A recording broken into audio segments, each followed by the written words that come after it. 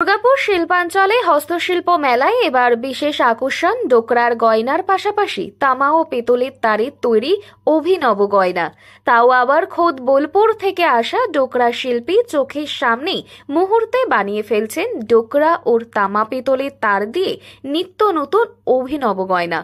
ক্রেতাদের চাহিদা ও পছন্দ মতো দ্রুত ওইসব গয়না গড়ে ফেলছেন চোখের সামনেই।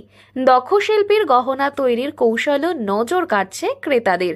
প্রসঙ্গত, মুখ্যমন্ত্রী মমতা বন্দ্যোপাধ্যায়ের উদ্যোগে রাজ্য হস্তশিল্প মেলা 2025 ইতিমধ্যেই 17 অক্টোবর থেকে দুর্গাপুরের পলাশডিহা এলাকার দুর্গাপুর হাটে শুরু হয়ে গিয়েছে। আগামী 9 নভেম্বর পর্যন্ত চলবে এই মেলা। মেলার আয়োজন করেছে পশ্চিমবঙ্গ সরকারের ক্ষুদ্র, ছোট ও মাঝারি উদ্যোগ এবং বস্ত্র দপ্তর। এই মেলায় বাঁকুড়া, বীরভূম ও পশ্চিম বর্ধমান সহ একাধিক জেলার শিল্পীরা তাদের নানান হস্তশিল্পীর সম্ভার নিয়ে হাজির হয়েছেন। বস্ত্র, গয়না, জুট, বেত, ব্যাগ ও গৃহসজ্জার নানান সামগ্রী দিয়ে এসেছেন শিল্পীরা। সেখানে উপস্থিত বোলপুরের এক শিল্পী শেখ বাদল শান্তিনিকেতনের জনপ্রিয় ডোকরার গলার হার, কানের দুল, হাতের বালা, ব্রেসলেট সহ আংটি ও টেরাকোটার গয়না সহ তামা পেতলের তারের তৈরি গয়না নিয়ে হাজির হয়েছেন। মেলা স্টলে বসেই অন্যান্য শিল্পীদের মতো তিনিও নিজের হাতে গয়না গড়ে চলেছেন। তার দাবি, দুর্গাপুরে তার হাতে তৈরি গয়নার বেশ চাহিদা রয়েছে। আপনি কোথা থেকে এসেছেন? আমি বীরভূম জেলা থেকে এসেছি। কি কি ধরনের জিনিস রয়েছে আপনার কাছে?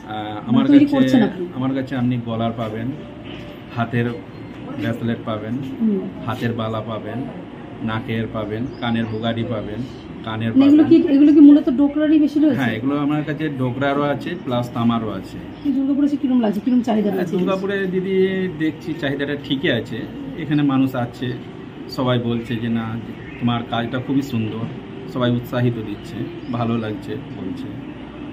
আচ্ছা, আপনি কি নিজেই তৈরি করেন এগুলো? জি, এগুলো আমি নিজেই তৈরি করি। আপনারা তো দেখতেই পেলেন আমার সামনে, আমি নিজেই তৈরি করে দেখি। পাশাপাশি তার শৌখিন কাজের জন্য ক্রেতারা তাকে উৎসাহিত করছেন বলে দাবি। পাশাপাশি মেলা থেকে আয়ও হচ্ছে ভালোই।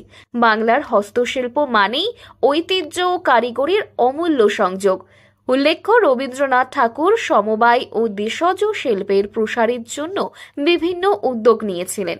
তিনি 1905 সালে প্রতিশরে প্রথম কৃষি সমবায় ব্যাংক স্থাপন করেন, যার উদ্দেশ্য ছিল গরিব প্রজাদের মহাজনের হাত থেকে রক্ষা করা।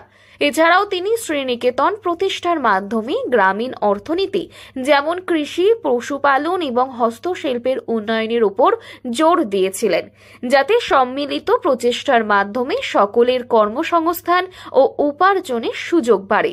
সেই সময় থেকেই বোলপুর শান্তিনিকেতনে উৎপত্তি হয় হস্ত ও কুটির শিল্প। বর্তমানে বীরভূম জেলায় হস্তশিল্পীর সংখ্যাও ব্যাপক হারে বৃদ্ধি পেয়েছে। ভালো অর্থ উপার্জন করছেন শিল্পীরা। ওই স্থানীয় শিল্পীদের হাতের তৈরি গয়না, বস্ত্র, শোপিস ও গৃহসজ্জার সামগ্রী আজ বাংলা সহ দেশ বিদেশে ছড়িয়ে পড়েছে। সেই সব হস্তশিল্পের কাজ শিখে বিভিন্ন জেলায় বহু যুবতী থেকে গৃহবধূ ও পুরুষরাও বর্তমানে স্বনির্ভর হচ্ছেন। দুর্গাপুর থেকে দীপিকা সরকারের রিপোর্ট, লোকাল 18 বাংলা।